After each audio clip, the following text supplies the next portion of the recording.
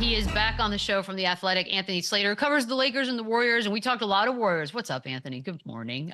We talked a lot of Warriors, and rightfully so, last time you were on, and nothing's really changed. We love a vibe check. How's it going with Golden State? What does it feel like right now over there?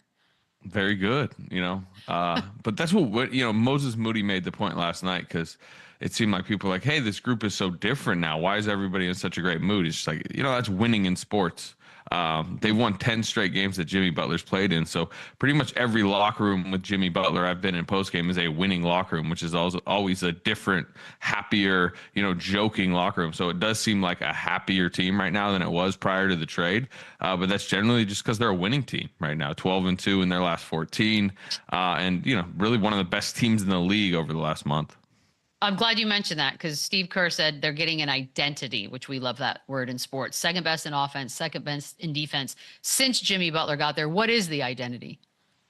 Yeah, it's tougher.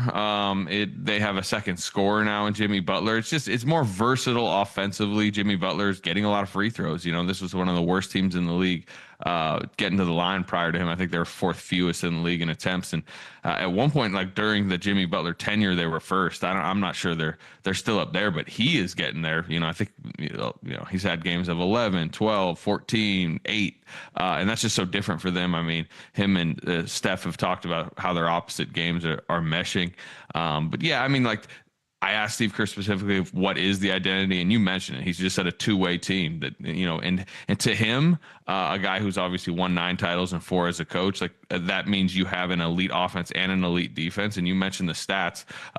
Typically NBA champions are top 10 offense, top 10 defense, and they've been top 5 in both with Butler. But I will say, and you may be getting here, it's been a very soft portion of the schedule. Okay. So like they haven't really been challenged. I was gonna, yeah, I mean, that is fair. But still, it's kind of crazy that Jimmy Butler get there. It's been a very seamless move. It's also only been just over a month. Feels longer than that. Has anything surprised you about this transition? Yeah, I would say, we probably talked too much about like the issues in Miami and like acted like that they would just, like whatever issues he had in Miami would just kind of go with him to the next team. It's like, no, he's not upset with the next team. The next team, the Warriors, decided to pay him. And they have a different, organizational culture, and they just don't have shared history that clearly Jimmy Butler and Pat Riley had. So not only has he been in a really good mood and a motivated mood and, trying to play every game, he's only missed one game. But he slots the rest of their team into and maybe this is what I didn't calculate coming in. He just slots the rest of their team into like their rightful places. Moses Moody suddenly can just play off him as just a catch and shoot, kind of 3-and-D guy. Pajemski, he hasn't played the last 2 games, but he's found a nice, kind of, 2-man game with Butler in those second unit lineups. And the non-Steph minutes, this has been a big story, when he's been there. Historically, they get crushed when Steph Curry's off the floor. He gets on the bench and, you can feel the arena basically counting down the moments until he goes to the scores table again. That hasn't really been the case. Jimmy Butler in that unit has been winning a lot of those minutes. So he just helps them, in so many ways. And the other thing he does is he just seems to mold his game on any particular night to what they need. If they need an individual defender, he'll turn that nozzle up. If they need to get to the line, he'll do that. If he needs to hit some isolation jumpers, he'll do that. So he's just kind of doing everything for them. Yeah, and Anthony, you talk about when Steph is off the floor and Jimmy is there and the fans, they're not so much worried about it. But what they've been able to do collectively, it looks like Steph has found like a fountain of youth, and he's found a different level. What has Jimmy done to impact him on the offensive end, and what has he unlocked for Steph? I think number one, the biggest thing beyond just like the strategic nature of it is like he's unlocked a belief team wide that like they're actually in contention. I think Steph was getting a little beaten down by the idea that like they just knew at various points on nights like they just didn't have the talent level, and then that generally meant to them they didn't have a chance to win a championship. And just Jimmy Butler has given Steph Curry a reason to believe that he can get in a playoff series and have a puncher's chance. And once Steph has that, you could just see his basketball spirit kind of lift. And then as far as the strategy nature of it, Jimmy Butler is just dragging defensive attention away from Steph Curry a little bit and putting pressure on the rim and just causing tougher issues for defenses to figure out. And Steph Curry just put it, he said it just makes every possession feel a little bit easier, including, by the way, and I mentioned it isn't just the arena counting down the minutes. Steph Curry used to be like antsy over there on the bench, like looking at Steve Kerr like, hey, can I come in? Now he's sitting over there, towel on his head, laughing, celebrating Jimmy Butler and ones while he's on the bench. It's just, he feels, just more at ease, number one. And two, no more knee tendonitis. I guess tendonitis is something that stays with you, but they're not talking about it. They're letting him play in back-to-backs. Earlier in the year, they were really managing that, and that seems to be gone at this moment. That's so interesting. You talk about their home crowd, but we had this conversation on the show maybe a week or two ago that we couldn't think of another guy that gets the love that Steph Curry gets. Like, we can't find anybody that hates Steph Curry, that dislikes Steph Curry. What have you seen on the road in the road games that you've experienced to further along that idea that nobody hates Steph Curry? Like, has there been moments that stand out to you on the road as far as Steph Curry and away crowds go? Yeah, you got 2 MVP chants on the last road trip, one in Orlando, one in Brooklyn. This has been a decade-long thing, really, since he exploded as like the unanimous MVP. What I've noticed over that time is it's generally little kids. It's like 8-year-old to like 14-year-olds. They come in their full Under Armour gear, Steph Curry, jerseys, Steph Curry shorts, Steph Curry shoes, signs, and it's clearly like every little kid, especially in the East cities that get to see the Warriors once a year. It's like Orlando, for example. They're always just, the entire arena is loaded with 8 to 14-year-olds who are clearly from Jacksonville and Tallahassee and various areas around Orlando that at Christmas that year go like, Mom, I want one thing this year. Get me tickets to the Warriors game. They come and it's just like this screaming celebration for the one tour date a year they get to see Steph Curry. And then when he gets going, and on this last road trip, he averaged like 35 a game. It was hitting like 7 threes a game. Had a 56-point game, had a 40-point game. It's just, it builds and builds. And in Orlando, by the time he hit 3 threes in crunch time to seal it, and he was doing the night.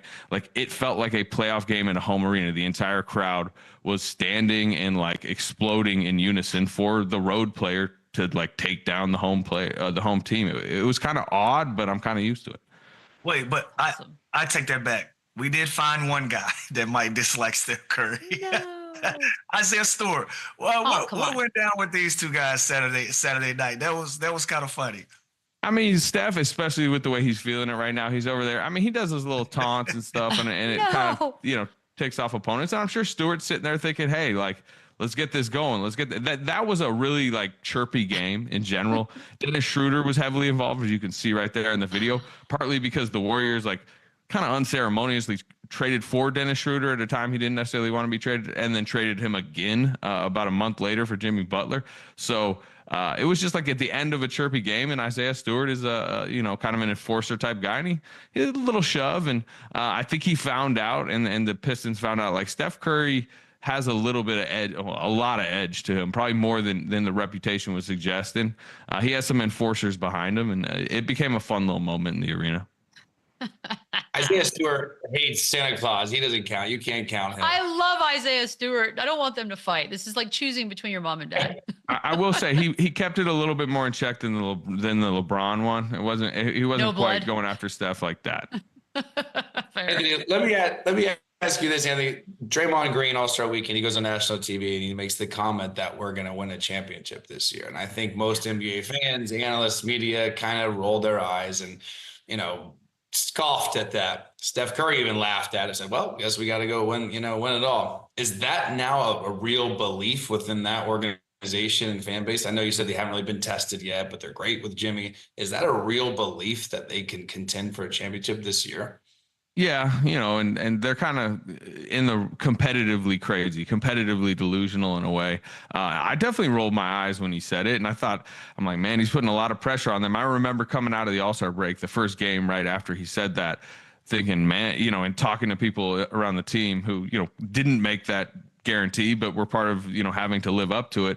And they're like, oh man, if we get beat by the Kings tonight, what's going to be the story on these shows tomorrow, right? With Draymond making that statement. But do y'all remember The Waterboy, the movie? Sure. Yeah. Of course. Remember when Vicky Valancourt, I think her name is, she makes the guarantee to the sideline reporter that like they're gonna win 24-17 or whatever it is, and then at one point late, like that's kind of the score, and everyone, they're looking over, and she's like, "Told you." That's a little like Draymond's not quite there, but you walk in the locker room right now, and it's just like. You sure we can't win the title? Like as you're going, all right. Like I'm not picking them to win the West. But as you start to script out like who could seriously contend right now, obviously you have your teams up top: Boston, Cleveland, Oklahoma City. We'd all probably pick them. But you start to look at that little dark horse pocket below them, like the Warriors are climbing up that list. And if they're suddenly in the West Finals and they're in a 2-2 series, and Jimmy Butler and Steph Curry and Draymond are healthy and feeling that they can chase this thing down, like it's becoming a serious thing to think about. It's not crazy anymore. Yeah, and one guy that's going to help those chances is Jonathan Kuminga. And so, what's the deal with him? Is he close to returning? Does his role now change when he is back in the lineup with the Jimmy, or what's the update on him? Yeah, it's the most complicated question still kind of remaining for them. He was it to me appeared to be a soft target with Charlotte on the last road trip.